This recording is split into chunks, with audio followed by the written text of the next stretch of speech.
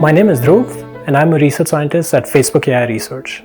I'm excited to tell you that Facebook AI and Matterport are collaborating on the release of the largest ever dataset of 3D indoor spaces under a Matterport open source license. The HM3D research dataset contains about 1,000 high-res 3D scans of building-scale commercial and residential spaces.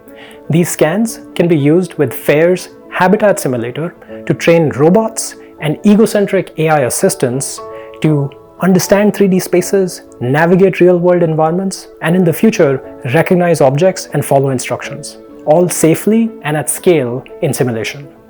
For example, say you misplaced your keys.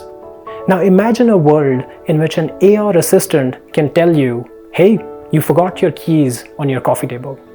And that's the world we have the power to create now with this dataset.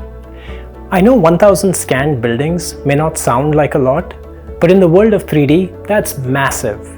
This dataset has the potential to change the landscape of embodied AI because let's face it, the history of AI is arguably the history of datasets. Consider 2D computer vision. Beginning in the late 90s, our datasets grew from the MNIST dataset of handwritten digits to natural image datasets like Pascal, ImageNet, COCO, and YFCC that together contain hundreds of millions of images. As our datasets grew, so did the performance of our image understanding systems.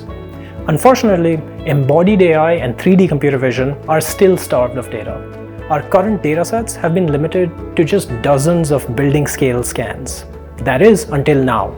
With HM3D, we are hoping to do for embodied AI and 3D computer vision what pioneers before us did for 2D computer vision and other areas of AI.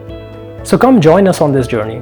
The dataset is free, available now for academic, non-commercial research under a Matterport open source license, and immediately usable with FAIR's Habitat Simulator. Together, let's train the next generation of robots and egocentric AI assistants that have the potential to one day change the way we work and live.